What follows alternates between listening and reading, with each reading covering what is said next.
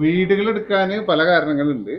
ഇപ്പൊ പുതിയ വീട്ടിലാണ് നിൽക്കുന്നത്. ഞാനിവരെ ആദ്യമായിട്ട് കാണുന്നതാണ്. പേര് അശോകൻ അല്ലേ? നമ്മുടെ പേര്. അപ്പൊ ഒന്നെന്ന് വെച്ച് കഴിഞ്ഞാല് ആ വീടിനേക്കാൾ ഉപരി അവിടുത്തെ വീട്ടുകാരുടെ വിശേഷങ്ങൾ, കാര്യങ്ങൾ, പിന്നെ നല്ല വീടുകൾ കാണുന്നത് കൗതുകമാണ്. പിന്നെ ആർക്കിടെക്ട്സ്, എഞ്ചിനീയേഴ്സ്, അങ്ങനെയുള്ളവരുടെ ഡിസൈനുകളും കൺസ്ട്രക്ഷനൊക്കെ ഫീച്ചർ ചെയ്യുക, ഇതൊക്കെയാണ് നമ്മുടെ ലക്ഷ്യങ്ങൾ. അപ്പോൾ നമ്മള് ഏറ്റവും പുതിയത് കാണിക്കുന്ന വീട് ശരിക്കും ഒരു പഴയ ഒരു നാലുകെട്ടിന്റെ സ്റ്റൈലിൽ അല്ലേ? എത്ര നാളായി ഇവിടെ? ഞങ്ങൾ താമസിച്ചിട്ട് 4 വർഷം ആവണം. എത്ര മക്കൾ? 2 വർഷം. 1.5 കൊല്ലം കൊണ്ടാണ് ഇതിന്റെ പണി കഴിഞ്ഞത്. ഓ, 1.5 കൊല്ലം കൊണ്ട് കഴിഞ്ഞു. ആരിന് ഇതിന്റെ? എന്റെ മരുമോളുടെ ജ്യേഷ്ഠത്തി ഇവിടെ ഓവർസീറാണ്. ആ കുട്ടിയാണ് ഇതൊക്കെ ശരിയാക്കി. ഇതിപ്പോ നാലുകെട്ടിന്റെ സ്റ്റൈലാക്കുമ്പോ ഇത് കല്ലാണ്. കല്ലാണ്, അത് കല്ലാണ്. അത് ടൈല് വെച്ചിട്ടുള്ളതാണ്. മേലെ പതിച്ച കല്ല് പതിച്ചതാണ്. നല്ല ഭംഗിയായിട്ടുണ്ട്. പ്രത്യേകിച്ച് അതിന്റെ മുകളിൽ കൂടി വായിച്ചു വന്നപ്പോഴേ നമുക്ക് വീടിനകത്ത് പോയിട്ട് വീട്ടിലെ വിശേഷങ്ങൾ കാണാം.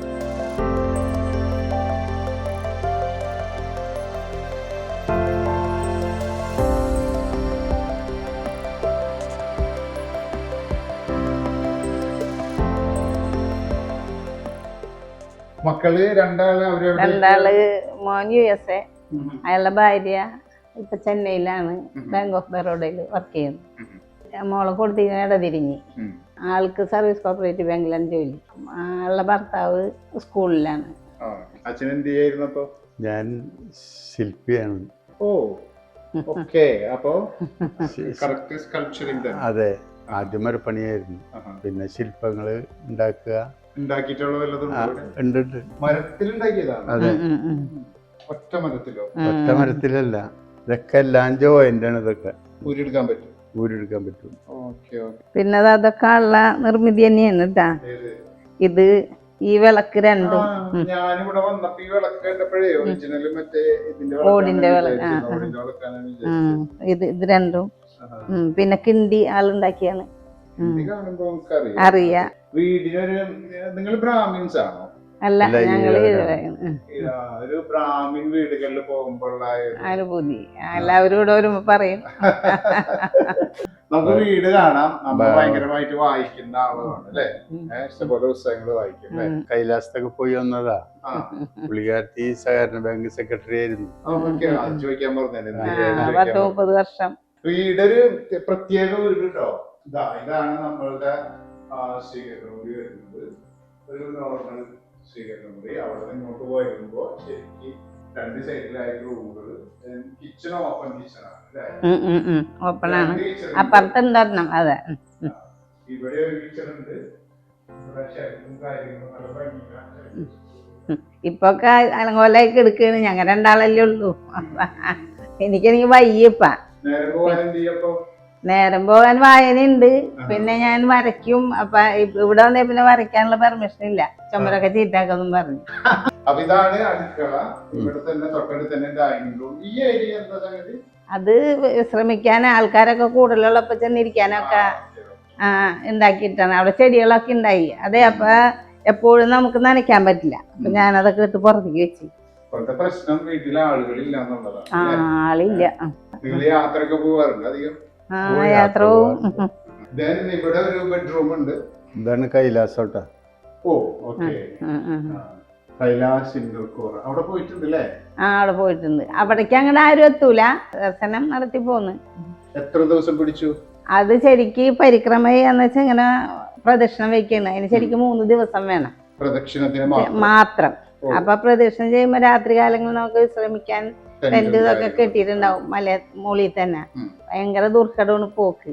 ഞാൻ പോയില്ലത് കാരണം ഞങ്ങളുടെ കൂടെ ഞങ്ങൾ 49 പേരുണ്ടായിട്ട് ആകെ 9 പേരാണ് പോയത്. അത് കുതിരപ്പുറത്ത് പോകാ. ചിലവര് പകുതികളെത്തി മടങ്ങിപ്പോന്ന്. അങ്ങനെ പലരും പോയില്ല. ഡൽഹിന്ന് പോയി. നേപ്പാള് വഴി കാഠ്മണ്ഡുവിൽ നിന്നാണ് പിന്നെ പോയത്. മാനസരോവർ കണ്ടു. മാനസരോവറിൽ കുളിച്ച് അവിടെ വലിയിട്ട്. അതെ, മാനസരോവർ പ്രത്യേക അനുഭൂതിയാണ് അവിടെ. അത് ഞങ്ങളുടെ ബെഡ്റൂമാണ്. എല്ലാ കോലാഹലങ്ങളും അവിടെയും. വെള്ളം അവിടെ നിന്നാണ് നിലാവ് കാണാ, വിമാനം പോണാണോ ഒക്കെ കാണാം ഇവിടെ നിന്ന്.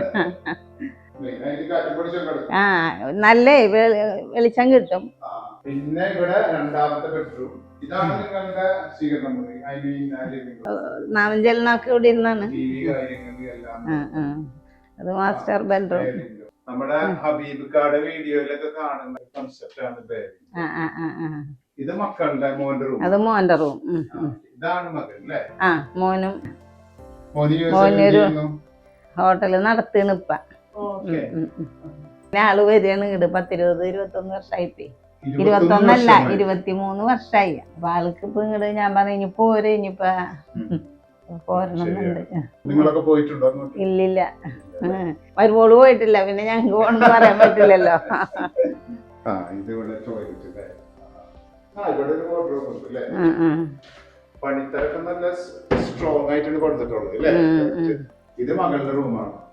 ഇത് കുഞ്ഞുവന്റെ പേരക്കുട്ടി. എനിക്ക് മോൾക്ക് 2 പേര്, മോന് ഇവനൊരാൾ മാത്രമേ ഉള്ളൂ. അച്ഛനധികം സംസാരിക്കാത്ത ആളാണ്. 27ാമത്തെ വയസ്സാണ് അത്. അതെ, മീശ പകുതി എടുത്തു അല്ലേ? പകുതി മീശ എടുത്തു. സെയിം ആയൊരു സ്ട്രക്ചർ, ആയൊരു ടോയ്ലറ്റിന്റെ അതേ സ്ട്രക്ചർ തന്നെയാണ്. ദെൻ നമുക്കിനി മുകളില് ഒരു റൂം ഉണ്ട് അല്ലേ? ഇവര് കോണിയുടെ അടിയിലുള്ള സ്പേസ് ഒക്കെ യൂട്ടിലൈസ് ചെയ്തിട്ടുണ്ട്. അവിടെ നിറച്ച് പേപ്പറാണ്. പേപ്പറുകാരൻ അത് കൊണ്ടുപോകാൻ പറഞ്ഞിട്ട് കൊണ്ടുപോകില്ല. ഷെൽഫുകളാണ്. ഇത് മേടിച്ചതോ ഇവിടെ വെച്ചതോ? അത് മേടിച്ചതാണ്. ഇവിടെ 2 റൂമുണ്ടോ? അവിടെ ഒരു റൂമാണ്, ബെഡ്റൂം പറഞ്ഞ. അത് ഗസ്റ്റുകൾ ആരെങ്കിലൊക്കെ വന്നാൽ, കൂടുതൽ ആൾക്കാരുള്ളപ്പോഴേ. നിങ്ങളുടെ ബന്ധുക്കളൊക്കെ ഇവിടെ അടുത്ത് തന്നെയാണോ അതോ? കാരയിലാണ് ഞങ്ങളുടെ സ്വന്തം വീട്. പുസ്തകം പകുതിയും താഴത്താണ്. ഭാഗവതം, നാരായണീയം, ഭാഗവതം തന്നെ, രാമായണം, അധ്യാത്മ രാമായണം കംപ്ലീറ്റ് തന്നെയാണല്ലോ. ശ്രീമദ് ഭാഗവതം, മഹാഭാരതത്തിലെ കഥകളൊക്കെ അറിയാം. അതിലത്തെ ഒരു ഇതില്ലേ, സംഭവിച്ചതെല്ലാം നല്ലതിന്, സംഭവിക്കാൻ പോണത് നല്ലതിന്. നീ നേടിയതൊന്നും നിന്റെതല്ല. അല്ല ഒരിക്കലും അല്ല. എനിക്ക് അതിൽ ഏറ്റവും ഇഷ്ടപ്പെട്ട കഥ ഏതാണെന്ന് വെച്ച് കഴിഞ്ഞാലേ മറ്റേ ശമന്തകം കട്ടുണ്ടോയി എന്ന് പറഞ്ഞിട്ട്. ഇത് നല്ല റൂം കേട്ടോ. ഇവിടെയാണ് വാറും ഇതൊക്കെ സിനിമയൊക്കെ പ്രദർശിപ്പിക്കാൻ. പക്ഷെ സിനിമ വെച്ചിട്ടില്ല, സ്ക്രീനിന്റെ സ്ഥലമാണ് അത്. ഇവിടെ ചെറിയ ബാർ അതിന്റെ ഉള്ളിൽ വെക്കാനൊക്കെ. അത് തന്നെ പ്രാവർത്തികമാക്കിയിട്ടില്ല. ഇപ്പറൊരു വിശ്രമിക്കാനൊരു ചെറിയ സ്ഥലം. നമുക്ക് പേരെ തന്നെ ഇരിക്കാൻ ആളില്ല.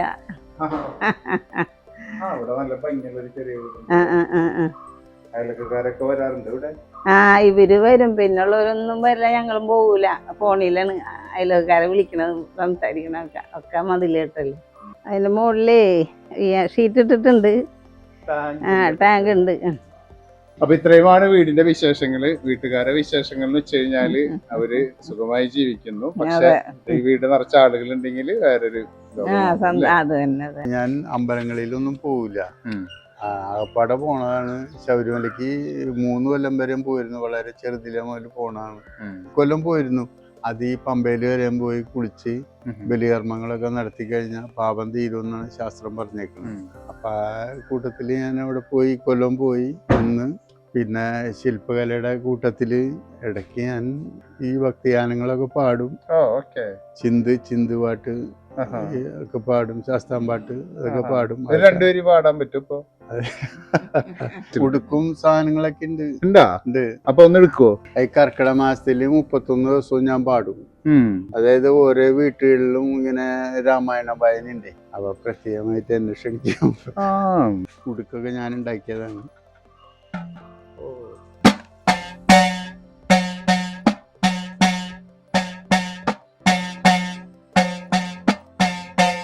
ഗണപതിയേ ശരണമയ്യ വരണമിതോ സമയം, വരണമിതോ സമയം.